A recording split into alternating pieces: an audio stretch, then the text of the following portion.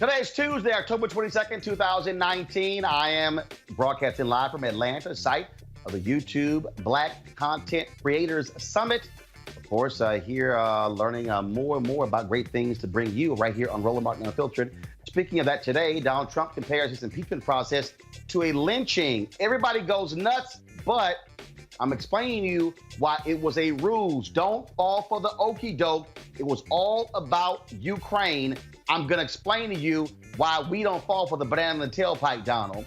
All right, folks, but that was just, of course, he trying to distract us. That was the whole point. All right, y'all. Memes and videos are set to become the dominant forms of election misinformation around the 2020 election.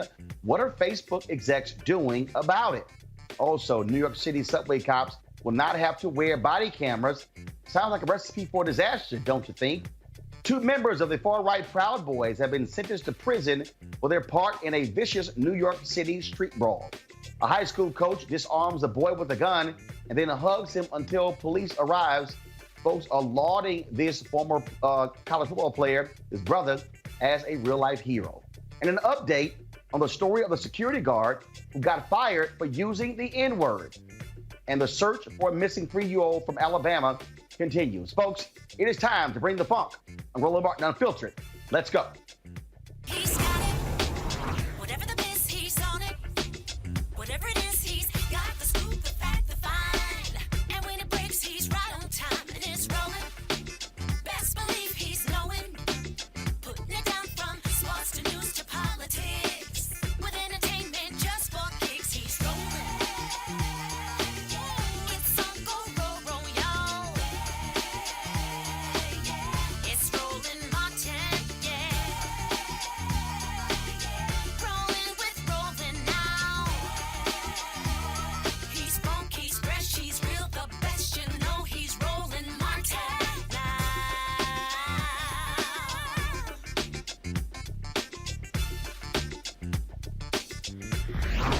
Martin! All right, folks, Donald Trump is always describing investigations into his actions as witch hunts and coups. But today he chose a much stronger word to describe the current impeachment inquiry he's now facing. This is what Donald Trump tweeted. So someday, if a Democrat becomes president and the Republicans win the House, even by a tiny margin, they can impeach the president without due process or fairness or any legal rights. All Republicans must remember what they are witnessing here, a lynching. But we will win. A lynching, as in what happened to black folks during the Jim Crow era. But folks, we got to keep in mind, Donald Trump is the master of distraction. Now, people were expressing their outrage all on social media.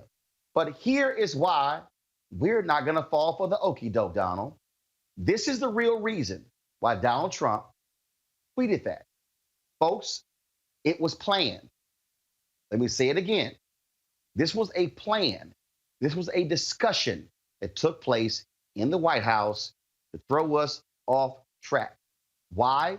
Because today, Bill Taylor, the acting U.S. ambassador to Ukraine, said in his House testimony today, the groups investigating the impeachment, that everything, including the release of military aid to Ukraine, was tied to the Ukrainian president publicly announcing investigations into Joe Biden and the 2016 election. This is what Donald Trump was trying to distract the media from. I'm going to bring my panel, Malik Abdul, Republican strategist, Kelly Bethea, communication strategist, Rob Richardson, host of the Disruption Now podcast. All right, folks, let's get right to it. Right, I'm going to start with you. I talked to sources today who confirmed that Donald Trump knew exactly what he was doing by using this language. He wanted to be able to throw this out to get the media all hot and bothered, and some folks fell for the okie doke because he wants more coverage of him using the word lynching than this Ukrainian ambassador testifying that there was indeed a quid pro quo when it came to Ukraine. That's why we're not wasting any time focusing on lynching. Rob, we're talking about Donald Trump being in big trouble when it comes to Ukraine. Yeah, when you think about it, look, he said a comment, look, water's wet. Donald Trump says something that's racially offensive. He did this, as you said, to distract about what's going on. Look, we have a traitor in the White House. I think we have to say that. We have somebody who is betraying the nation, betraying the laws. He thinks he's above the Constitution, that he's above the law. He's not. And so you have the current ambassador in there talking about the fact that there was a quid pro quo. And, you know, Donald Trump, or the present occupant of the White House, likes to say that there was no quid pro quo. Well, maybe he made his best Don Corleone. He made an offer he couldn't refuse. He said, I'll give you $400 million for aid, but only if you make these investigations. That is the textbook definition of a quid pro quo. It's illegal, and it's dangerous, the fact that our security would be at risk just so we have a president who can use the power of his office against his opponent. I tell people this: if you don't like Donald Trump, look, I don't agree with a lot of his politics personally, but what makes me nervous is the fact that he's going to try to use the power of this office to go after people. It's Joe Biden now, but it could be you next. So if you believe in America, you believe in the Constitution, you should be frightened. There's nothing conservative about this. This is very scary. He's betraying our nation, and he is a traitor, period. That's why he wants to distract. Malik, this is what Donald Trump wants to do. He wanted to throw the media off of the focus of the Ukrainian ambassador, to folks to be all hot and bothered. Mainstream media falls for the okie doke every single time. That's why he tweeted, I was told point blank. This was a conversation that took place before that tweet went out. He knew exactly what he was trying to do. Well, I wouldn't doubt that Donald Trump knows what he's doing. That shouldn't surprise anyone. To the point about the comments, whether or not it's a distraction. Well, this is also not the first time that we've heard this before. We've heard many times that things that Donald Trump do, they're done to distract us from one thing or the other. Whether or not that's true or not, that's always the accusation that comes out. So I understand that you spoke with your sources, and your sources say that this is something that he's doing to distract us. Well, we've heard that before. So your sources could be right. Yeah, maybe so. But the idea that Donald Trump... Not a question. My sources could be right. My sources, Kelly, are right. Well, I mean, of course you would say that because you would believe it. Why wouldn't you believe it? No. I see, here's the difference, Malik, between me and the other folks you deal with. Not a question of I would believe. No, I'm on your show. We don't have to talk about other people. No, that's my point. It's my point. When you have trusted sources, and the reason when you have trusted sources who have been right before, and they are right again, that's what you also base it upon. That's what we're dealing with here, Kelly. I couldn't agree more. The distractions are becoming, frankly, just annoying at this point. I'm not even surprised that mainstream media is latching onto this, because it is a shock factor. The fact that he would say such, heinous things, but again, we're dealing with a stupid man. Stupid men say stupid things, and when you take those, when you put two and two together like that, this shouldn't be, a shock to anybody. This shouldn't be a surprise to anyone. And like you said, you have an ambassador at of Ukraine saying that there was a quid pro quo. That is news. Another thing that happened today, one of Trump's top donors is being charged with tax evasion and donating almost $1 million in illegal campaign funds. That's in federal court right now. That's real news. But Donald Trump being a racist, that's old news. Donald Trump saying something stupid, that's old news. That shouldn't be a headline right now. We should just keep it pushing and actually get to the discussion at hand, which is the fact that there's an impeachment inquiry out right now, and he's scared. Donald Trump is scared as to what the Dems are going to find, and his days are numbered, and he's afraid of that. That part is news. Yeah, and I think what he's very concerned about, to go to Kelly's point, he is concerned. He is trying to control the narrative. This is all this is. So don't listen to anything else. Donald Trump is doing what he does do best. Where I disagree a little bit is that he's not stupid on this. He's very strategic and very smart, and don't fall for it. Look, it is raining right now in D.C. Donald Trump wants to tell you that it's sunny, but the facts are real. They are not alternative facts. He's trying to make up new things. He's trying to distract you. This is not only is it news, the fact that we know what happened with Ukraine. It should frighten everybody. It should frighten conservatives. When they talk about a deep state, what they're talking about people that are Republicans that are appointed by Trump. Obama's not in office. Hillary Clinton did not win. The people that are coming forward are people that are appointed by Donald Trump. They are Republicans. And people, no matter what conservative media is saying, what is going on right now is threatening our democracy. And this current president is a traitor to our country, and people should start saying that. That's the real news. This other stuff is not. Well, the problem is, unfortunately... Melik, what you have here is to have this Ukrainian ambassador go before this committee and tell them point blank if that was a quid pro quo. Yep. You have Mulvaney, who admitted it, then tried to walk it back, lying. You have Donald Trump, who has said there was no quid pro quo, lying, is castigated as whistleblower.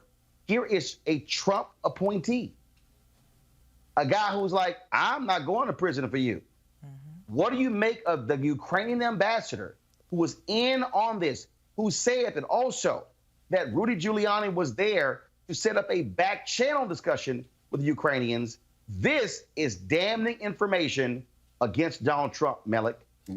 What do you think? Yes or no? I don't think much of it, simply because about a month or so ago, we heard a similar conversation about Robert Mueller and him testifying and what he was supposed to let us know during the hearing. And, you know, a month or so ago, people were talking about impeaching Donald Trump over that. This is not, I don't think much of Melik. This isn't Robert Mueller.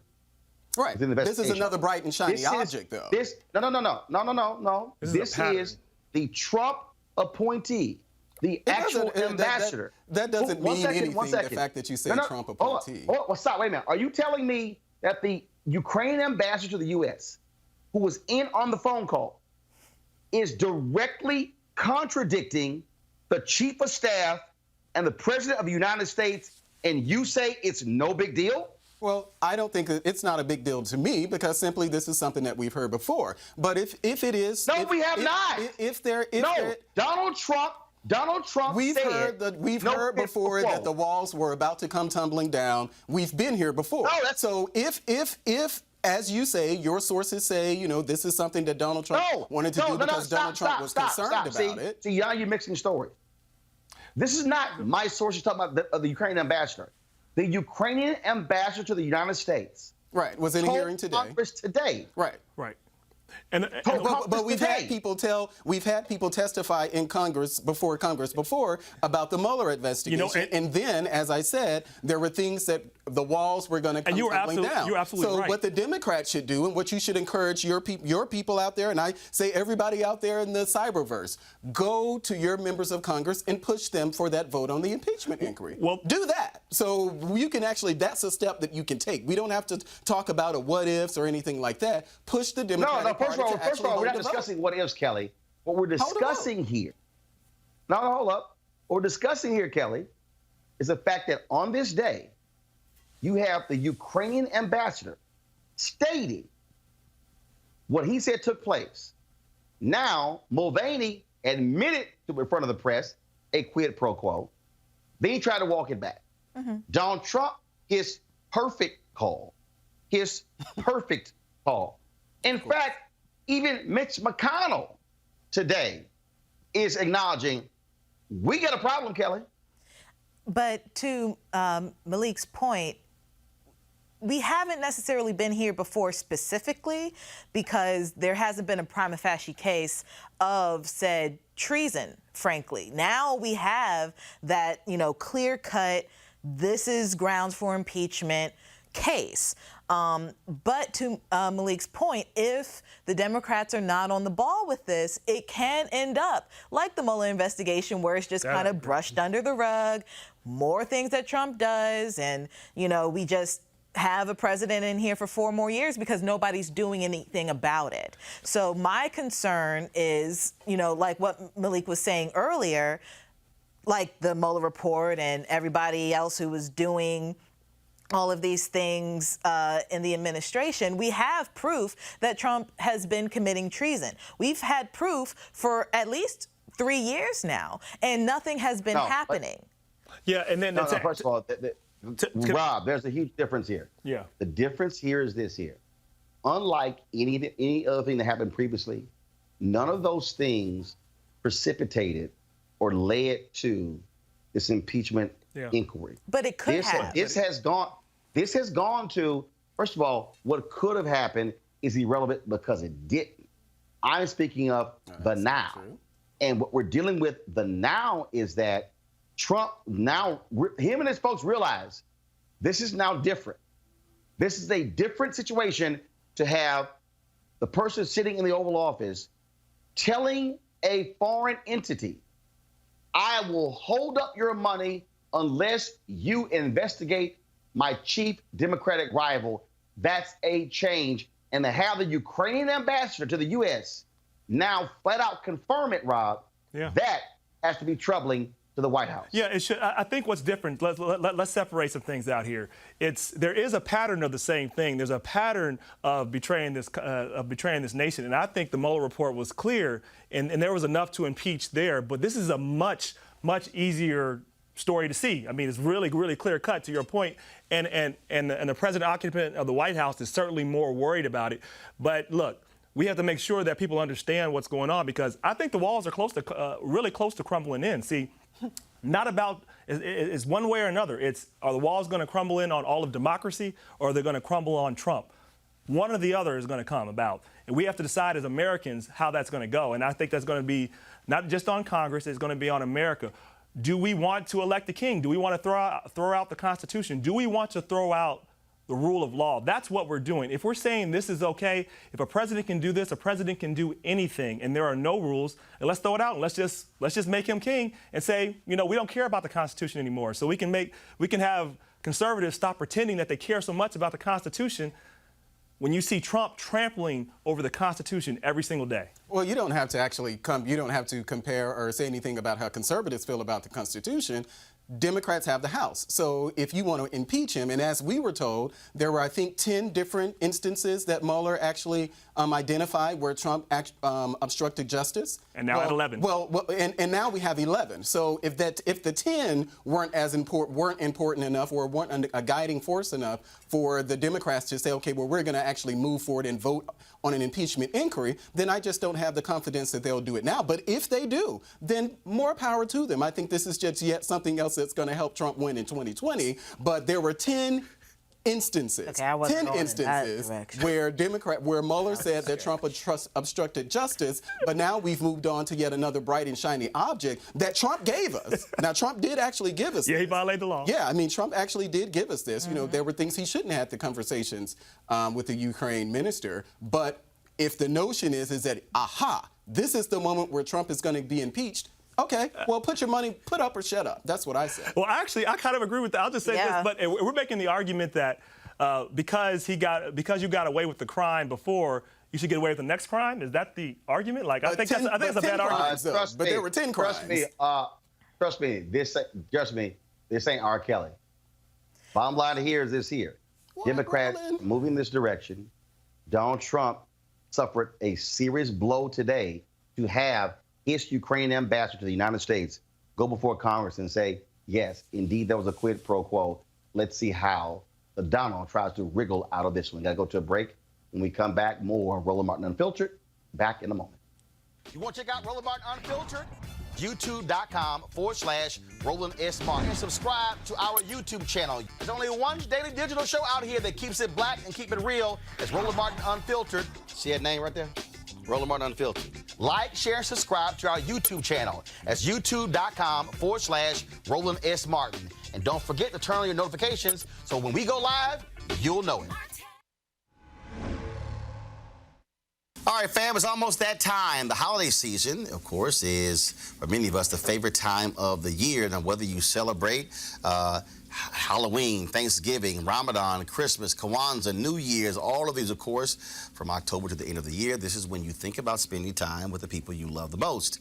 This is also the time to count your blessings and support those less fortunate and look at how you can have an impact on their lives. Well, I have the perfect opportunity for you to be a holiday hero, have a major impact on other families. Here's the deal. Right now, hundreds of thousands of Americans are sitting in jail without being convicted of a crime. Why? Because they lack the financial resources to pay their bail. Now think about it. If you are arrested for any minor offense, you'll be taken directly to jail.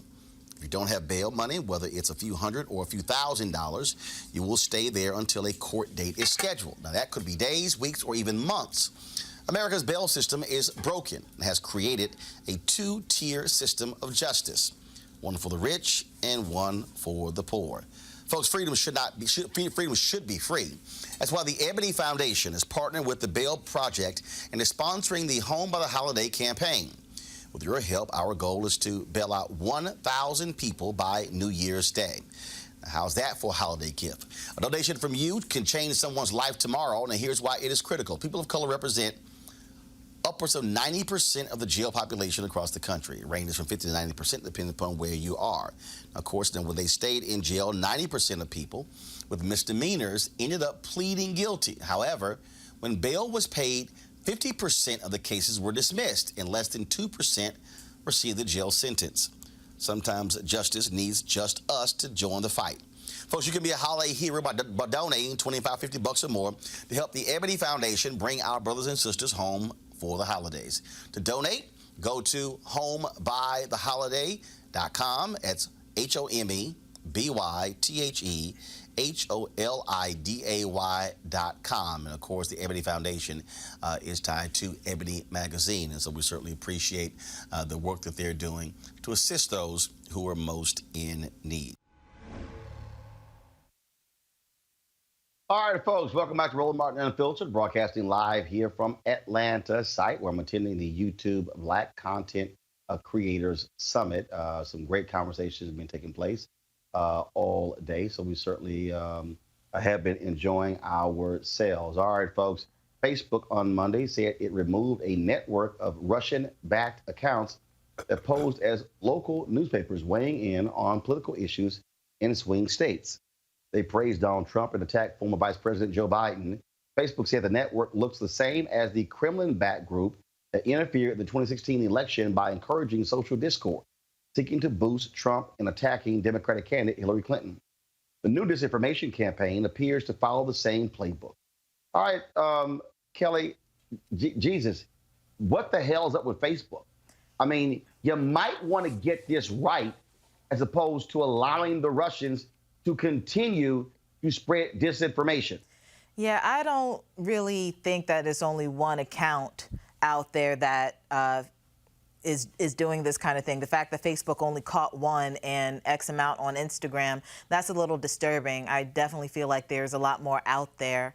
But I also feel that this is another major reason why we need to do our due diligence in actually finding our news, doing the research, actually being more aware of where we're getting our news from. That's why shows like this are important. That's why we have credible resources out there, credible sources that we can depend on. You know, be careful about what you share.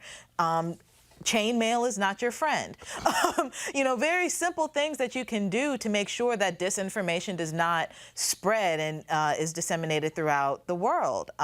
It's not hard to just do your research. It's just simply, if you see an article, it looks fishy, cross-reference it with something that is known to be credible, that is known to have told the truth on multiple occasions. It's not that difficult. But regarding Facebook specifically, I don't know what they can do at this point. I feel like they're really behind the ball on this in regards to filtering out these accounts.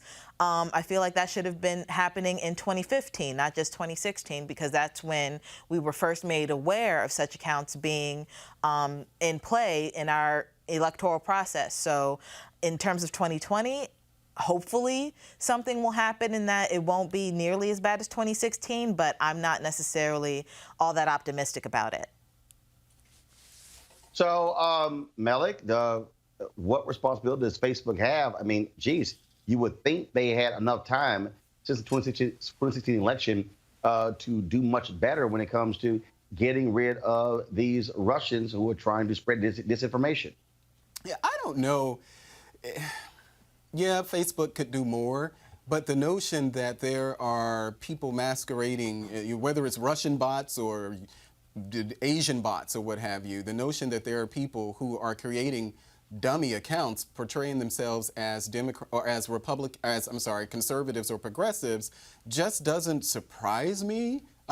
Maybe there are more Russian bots that are doing this, but as someone who I'm on social media all day and I see the things, and these aren't Russian bots, these are real live active accounts of people who are peddling this same misinformation, disinformation, if you will. It just doesn't surprise me. But to the extent Facebook can do something to remedy that, they should. I don't know what exactly that will look like. I know they've done, like Kelly was saying, the purging with YouTube. So yeah, Instagram, that's something that they can do. But I don't know if it's something that really can be just totally washed away altogether. They should, but I just don't know. And again, as someone who sees this type of misinformation going on a daily basis from trusted sources, even politicians, if you will, this just doesn't surprise me.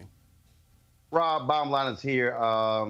Donald Trump, Mitch McConnell didn't do a damn thing when it came to protecting this nation with election security. And frankly, Facebook is losing credibility every single day the more they allow this mess to happen on their platform.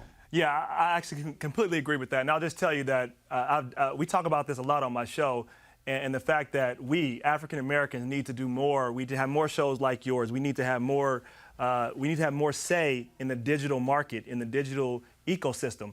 Look, this is what I'll say about Facebook. They should do more. They're probably not going to. Nobody's coming to save us. Like, Superman's not coming, Iron Man's not coming, Wakanda's not coming. Nobody's coming to save us, right? We got to save ourselves. We have to be in on the process. We know that these machines are learning the same biases that humans have, because guess what? African Americans aren't there at the table at the level that we need to be, and we have to be. We have to demand that we're there, because that's going to be a part of it. We have to be there designing these things, and then we have to be vigilant about it. Look, they're going to create this type of content that is going to move behavior. It does work. Whether the Russians do it, we know others are going to do it, and we have to be there at the table, making sure that our voices out there, that we're behind actually the content media as well, that we understand the technology. We can do this. We have to do this. We have to begin to really disrupt this narrative, because I fear 2020 will be worse, and then going on, this will get worse unless we are willing to be there at the table. Because, I'll just give you one real quick example. There was a technology, a voice impersonating technology. Somebody can take my voice, see me right now, and make up complete words, and everybody will think it's me. That technology exists right now, and that can be used in campaigns.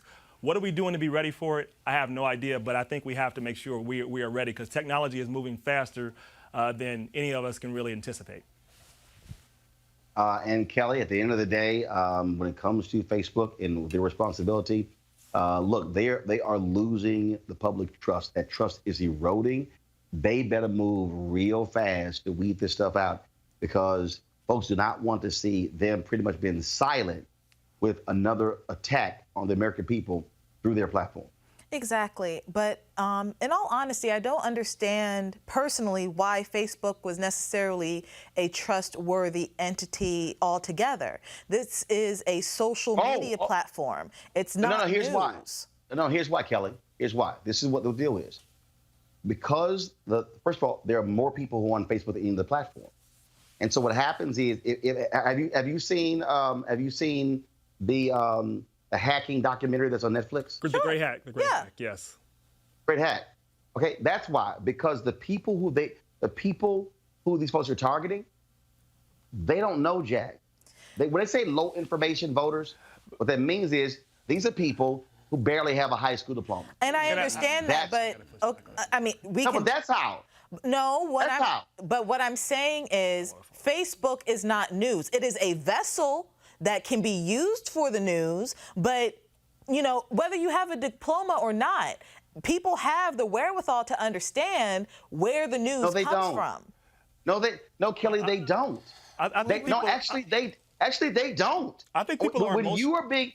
Go ahead. When the information is being purposely manipulated, and when you're being bombarded with the messaging constantly, these people are falling for it. They are purposely lying. Donald Trump was running an ad and was lying. Elizabeth Warren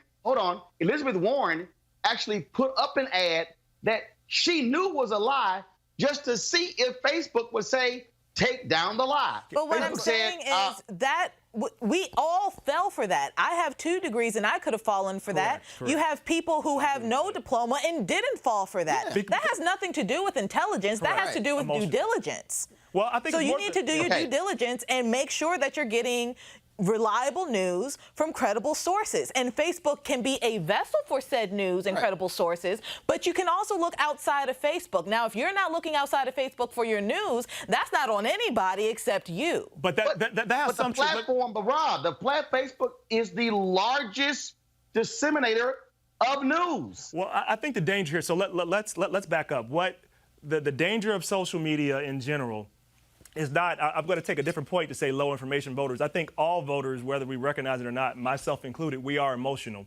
And Facebook has an algorithm. Once you hit the like button, you're only going to see that reality. So now I think it's beyond just trying to go outside of your sources. It's understanding that what Facebook and every other platform is doing is drawing you in to see just what they think you want to see. And it can be a complete lie, and a lot of times it is, but that's by design of the algorithm. So we have to get people to understand what's going on with social media and that the algorithms are being used this way for everybody. Like it's not just low information voters in terms of degree. It is high information voters, people that believe that they were following the right information were still led astray in 2016.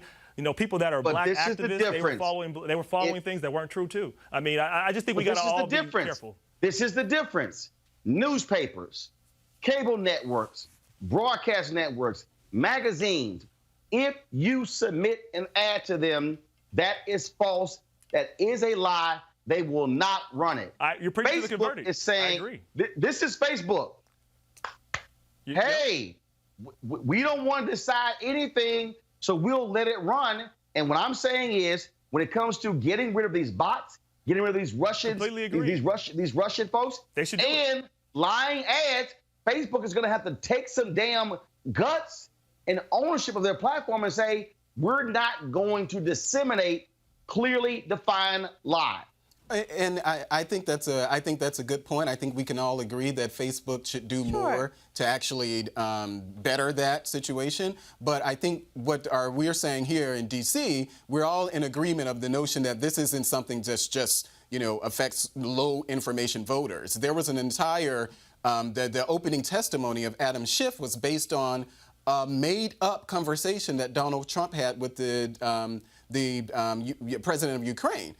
So there was an entire conversation that he had at the beginning of his opening testimony, and there were people who believed that. And of course, Adam Schiff came out later and said, I think he may have conceded that it was something that he shouldn't have done. But the notion that Facebook is not already a vehicle for people to just push conspiracy theories, and these are not just Russian bots. These are people that we know. And so I'm my whole strategy is that I'm very deliberate about the things that I post. So if I post something, I would have actually researched that in various places, not just my favorite, Fox News host or not just my favorite Wall Street Journal host or something. You have to go and research this stuff for yourself because we're all susceptible to our confirmation bias. And I think that's what a lot of it that we're seeing. And as Rob said, you can click a like button on something, like how I'm wondering, how is it that I was on Amazon looking for a product, and then all of a sudden, I get those in my in my feed of those actual products or similar products. So we have to be mindful of that ourselves.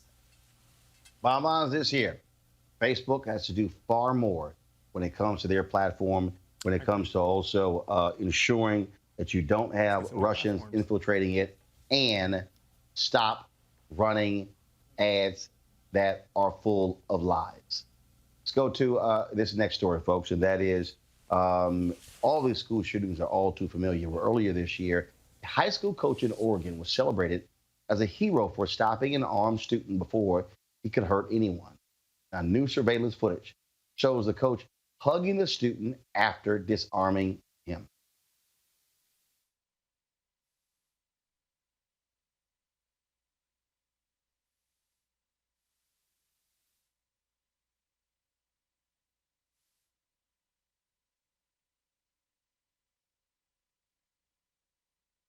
See there, one of the other folks there grabbing the gun, pulling away.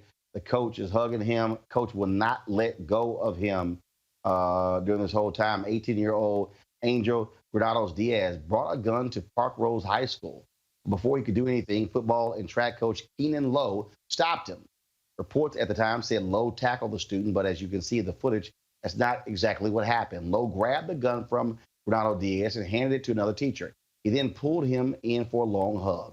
While students ran from the classroom and police began to arrive, Lowe stayed with the young man throughout the whole process. Got to go to a break, folks.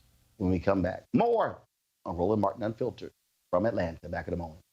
You want to support Roland Martin Unfiltered?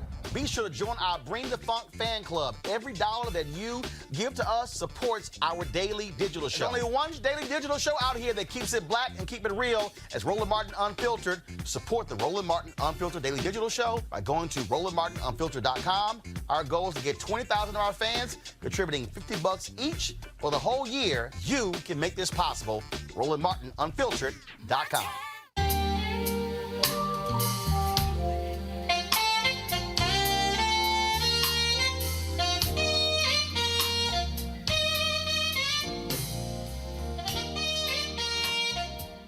All right, folks, coming up November 7th through the 11th is the Luxe Jazz experience taking place in Cabo, San Lucas. That's right, November 7th through the 11th. If you want to attend, of course, you can go to LuxeJazz.com and you can see all the great things we have planned, including appearances by folks like comedian actor Mark Curry, as well as you saw, saxophonist Gerald Albright, Alex Boone-Young, Raul Madon, Incognito, Pieces of a Dream, Kirk Whalum, Average White Band, Donna McClurkin, Shalea, Roy Ayers, Tom Brown, Ronnie Laws, Ernest Quarles, and more. But if you can't make it, you can still participate by going to GFNTV.com. That's GFNTV.com to get your pass for the 3-day live stream. $10.99 to get the live stream to watch all of these amazing concerts live from Cabo. Folks, you don't want to miss it. GFNTV.com, GFNTV.com, and I'll be broadcasting Roland Martin Unfiltered live from Cabo that Thursday and Friday. So looking forward to it. So GFNTV.com to get the live streaming pass, LuxeJazz.com to get your package. All right, folks. New York City completed its rollout of body cameras on all uniformed patrol officers earlier this year. But hundreds of new cops deployed by Governor Andrew Cuomo to stop fare evasion and homelessness, well, in the city subway system, will not be required to wear body cameras. This summer, after the governor became concerned about a reported uptick in fare beating, the Metro Transportation Authority temporarily diverted more than 400 police officers from commuter trains, and the Bridges and Tunnels Division into the subway. Those officers will soon be replaced by 500 new state police officers that the MTA is currently in the process of hiring at a cost of roughly $663 million over the next decade. Now, neither of those groups are required to wear body cameras because the new cops are not part of the NYPD. All right, Rob, is this a bad idea? Should these cops all have body cameras? It's a horrible idea. So I've talked about this on my show. I've seen this a lot in Cincinnati. Had we not had body cams in several situations, we wouldn't have been able to hold officers accountable. There would have been a completely different story. The story that was actually on the actual report was different from what the body camera showed. So look, I believe in accountability. And when you're an officer, they have a very tough job, but at the end of the day, they have to be accountable. And they have to be transparent because they literally hold the power of people's lives in their hands. So yes, we need more transparency. This is a horrible idea. We have so much documentation to show why every single officer should definitely have a body cam. So I don't understand this policy. I don't get it. Does it make sense, Bellick? I'm not too sure.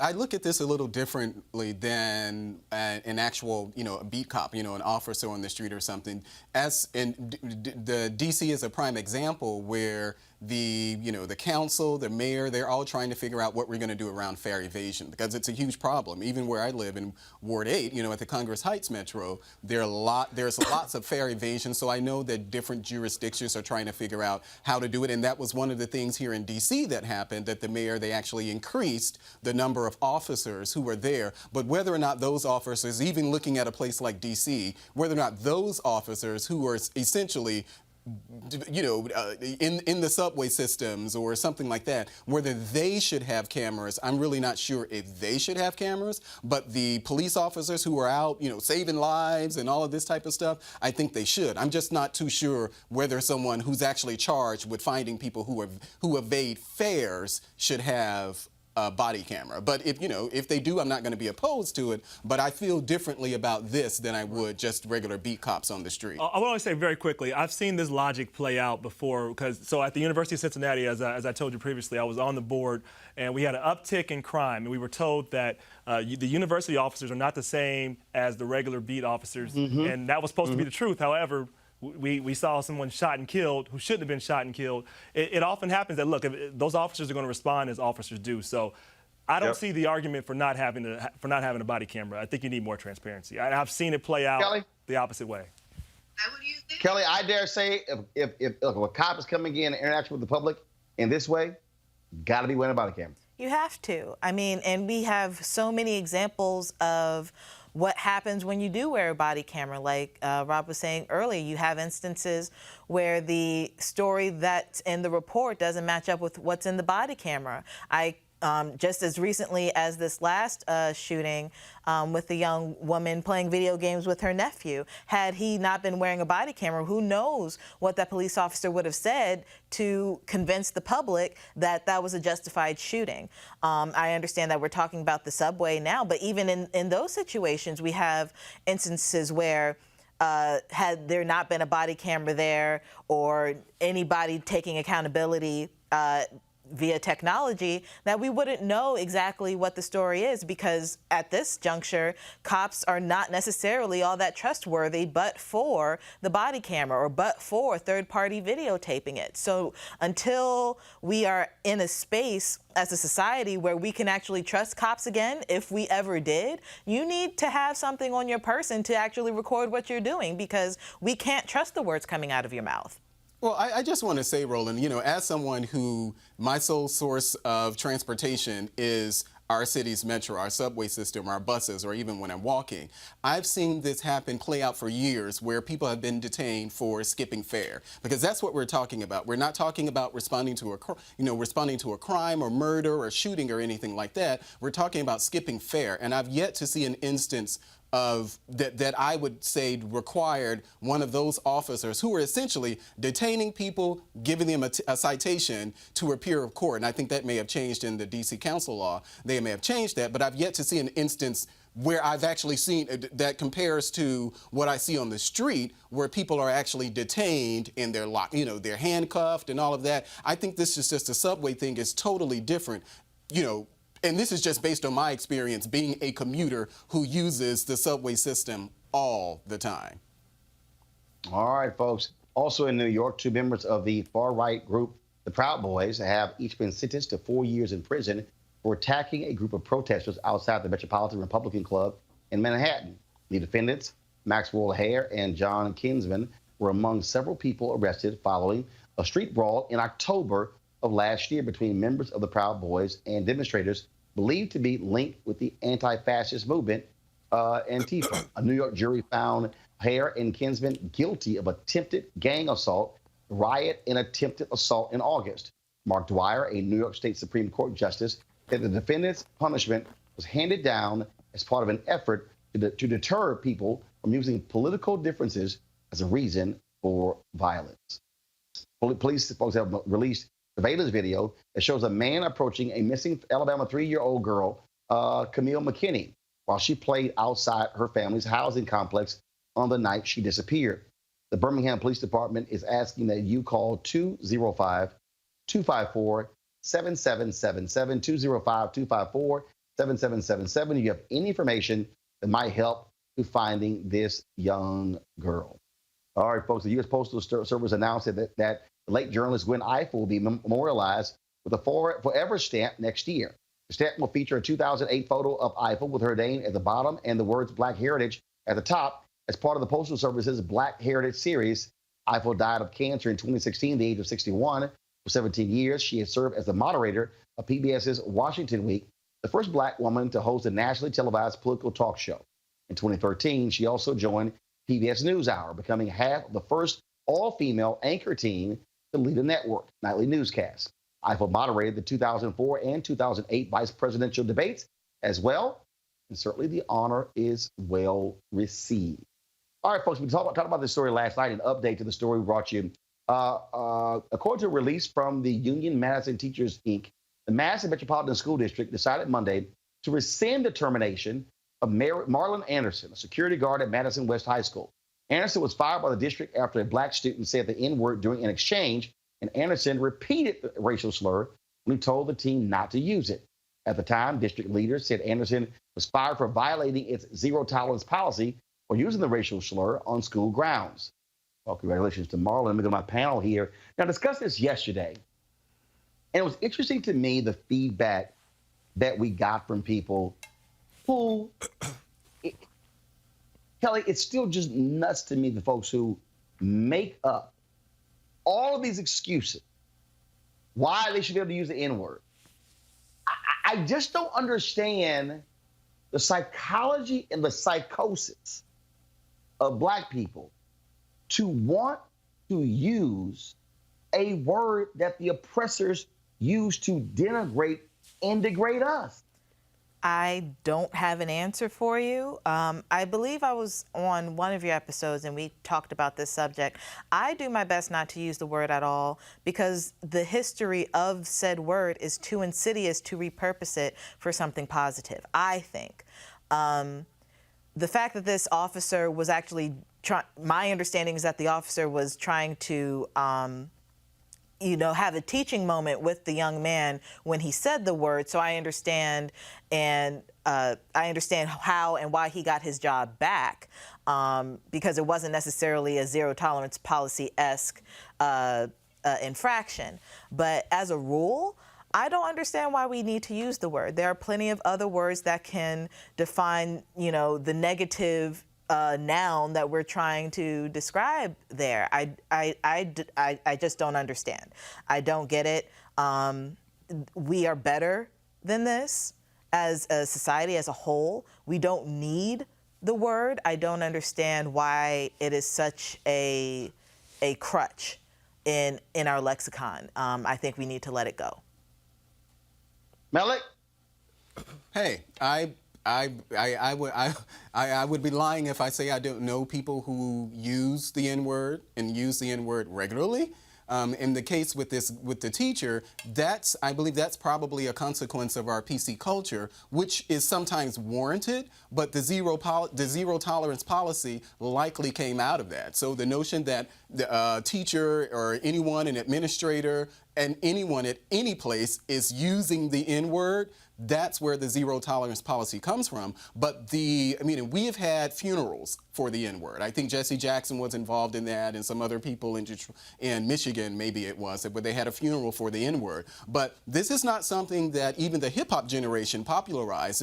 We have to go back to Rhett Fox, Eddie Murphy, Paul Mooney, a lot of the comedians who popularized the N-word. And so, we have a whole generations of people who grew up listening to the comedy, but also listening to the word in that community. But you made a point about using words or maybe Kelly made the point about using words that are, or phrases that were used historically to attack us, just from a racial point of view. But I look at the N-word the same way that I look at Uncle Tom. That's also a word that has been repurposed to mean something totally different than what Harriet Beecher Stowe meant in her book. And that's a word that white people started using to attack black people. And so this is another example of that. I try my best not to use the word at all, but yeah, I wish that we would stop, but I doubt that that's going to happen anytime soon. Hold up. So you and Kelly both said, I try my best not to use it. Yes, I try my best not to use it. I try my best not to use it. No, I was asking. Do I? Have I? Sure. Yes. But when you know better, you do better. Yes. No. Not have I. Just past. Do I? Yes. Thing is, do you still use it now? Yes. Not really, no. Yes. That wasn't a confident answer. Kelly, not really is not no, and not really is not yes. Not really is. That's a yes. I do. I personally can't tell you the last time I used the word. I'm not in conversation where I have to. I So did on Sunday. it's like, So let me just say, Just you want me to say? clarification. Rob, your thoughts. just on this point very quickly. Zero tolerance policies are usually really stupid across the board. You know, Yeah. they're usually applied to our kids, and they're usually kicked out of school. Like it was actually applied to me when I was in 9th grade. Somebody came up and hit me. I pushed him off, and I got 10 days suspended, and so did he. So because it was a zero tolerance policy. These things are usually stupid, just like minimum mandatory. Stupid laws. Don't have them. They don't make sense. Actually apply the laws equitably in each situation. So that's this case, just on this particular case. Now, in terms of the N-word, funny, literally just talked about this on my show, too. This is kind of ironic here. So I think black folks, just talking about us, our use of the N-word right now is an attempt at a power play. It's we use it and saying, like, this is a word we're taking back for our own power. I don't agree with that because then at the same time, they'll get mad when a white person uses the N-word in a song. So it's not a power play. Either we want to stop using the word or we can't be how offended it's by even it. power. I'm agreeing with you. So we should throw it and stop using it, but we can't say it's a power play if we get offended when a white person or an Asian says the N-word in a song to it. So what I'm saying is we gotta make up our mind. Like because I think we haven't collectively. I don't think we should use it. But it's right now it's globalized at this point. Right, it's a word that's used so much. Like I said, black people start trends, and right now we've started a trend that everybody can use the N-word, and we need to stop and start another trend because that's not a good one. And I'll just say very quickly, Roland, you know, this is something that most of us know people who use the word, you know, whether or not they use it regularly or something, most of us know people who use it. But I don't use we're just trying to take the power back out of the word or anything like that. I honestly think that's a BS excuse. And just like Rob said, those same people who use that excuse that we're trying to take some power back from it, those are the ones who will be raking any non-black person over the coals for using that same word. I remember Eminem. There was a big thing back when Eminem first came out, and he was using the word. J-Lo.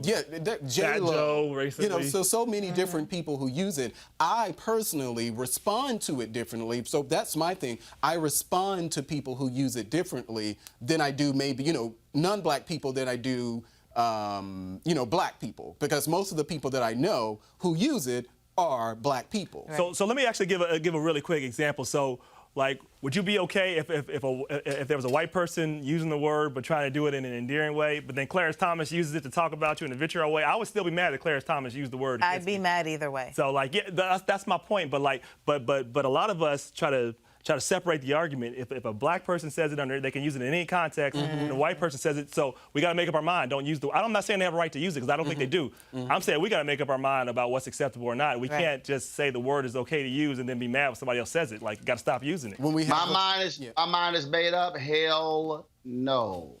I don't need to hear it. I don't want to hear it. Don't say it around me. Don't tweet it. Don't post it. I don't care. Tonight, Game 1 of the World Series. My Houston Astros versus the Washington Nationals. Oh, yeah. Let's go down the line. Rob, who do you have, Nationals or Astros? Oh, man. I'm going to go with Nationals because I'm here. Sorry. That's a dumbass reason. Hey. You're here. Hey, I'm not much of a baseball fan, so I just had to choose it here. And the Reds Kelly, aren't who you there. I'm got? from Cincinnati, so the Reds aren't there, so I'm like, I'm sorry? Dude, y'all ain't sniffed the playoffs in decades. I'm going with the Nationals. I'll just say that I'm going with the home team. We're on a roll now. We had the Stanley Cup. We had the Washington Mystics win their championship. Redskins are the Redskins, so we don't have to worry about them. Do you even own any Nationals gear? Yeah. I'll just like the dashiki. I wear my Nationals gear. The hat that I flip to the side a little bit when I'm on the south side. Absolutely, I have plenty of that. But I'll wear it on the show. Your ass lying. You said the same thing. You said the same thing about the dashiki. Everybody tends to think Your ass lying. I don't look like this. Kelly, who you got? Watch me wear it. And in fact, I'm going to do a whole sport. I'm going to wear my Cowboys jerseys. I'm going to wear all of that on the show. That's what I'm going to do. Next week, and because the Cowboys, we're going to the Super Bowl, so I'm going to wear a Washington Y'all Nationals. going no damn Super Bowl. Only way y'all going to Super Bowl is you buy a ticket. Wait, who's going to the Super Bowl? What team? You think How the about Cowboys? Dallas? No, they Oh. not. Kelly, anyway, you got Nationals, Astros. Okay. I'm not a fan of either team. You gotta go with the home team, though. I asked you who you're a fan of. Pick. Forget Roland. Just say Nationals. Just say Nationals. Well, I don't want to say Nationals because I Lord. feel like the only reason they got to the World Series is because the Dodgers screwed up. So, like, But we just based here. off We that, is here. We I is here mean, now. So, That's what progressives do this a lot. You can't take a side. I don't know. I'm argument. Switzerland. Oh, Lord. oh no, not Yes. Switzerland. The Kelly Nationals. is 2 damn teams. Pick one of them. Just pick the opposite of pick, Yeah, pick Nationals. No, I mean, I just want to see. I feel like it's going to be Houston. It ain't gonna end in a tie, Kelly. I can't pick. Oh, my God. I can't do it. I'll say it for her. Nationals. I'm We'll not go with going her. to say the Nationals. Yeah, I don't know. vote. How Suzanne voted. indecisive can you be? Only It's with this.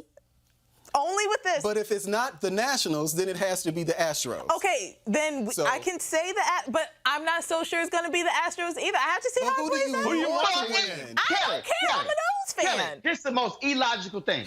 If it's not And he going to said be the illogical. Astros, then it's going to be the E, fucking Nationals. E. And if it's not going to be the Nationals, then it's going to be the Astros. I understand. What the hell? I understand. I just can't pick one because you're asking me to Anybody- predict who's going to win, and I No, just they don't said who you know. want to support. Who you going for? I don't care. Go No, for the home no, team. here's the other thing. She opens up by saying, I don't really follow it. I don't care. So why in the hell I don't really want to pick. Because if I'm wrong, Because I don't want to be wrong. I just don't like to be wrong on principle. That's just me. So Roland's Kelly, wrong it's all the a time. damn Roland's prediction, wrong Kelly. all the time. You know And just what? like he's wrong You know about what? the I Astros. would really hate. I just want the bring- Nationals to win just so hear just the so conversation. Roland can be upset. I would like to hear the conversation when you trying to go on a date where you want to eat. I don't know. Oh no, I always know that.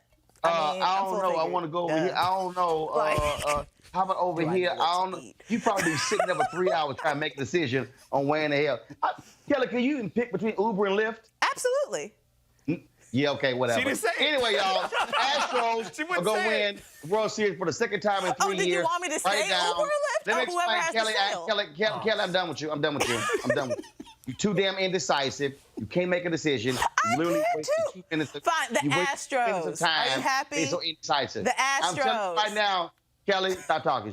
Hug your low down, Chris Paul. I'm telling y'all right now, y'all about to get a visit from hashtag Team Whip That Ass. Just letting you know. Don't become crying to me when he smacked the little Nationals around. Okay?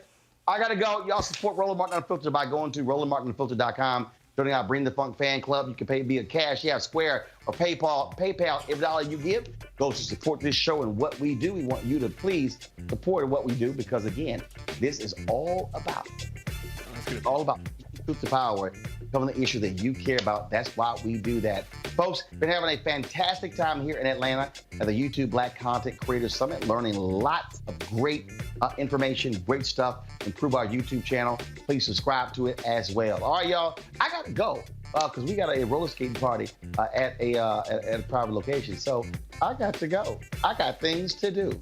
All right, plus I'm going to watch the World Series. Okay, holla!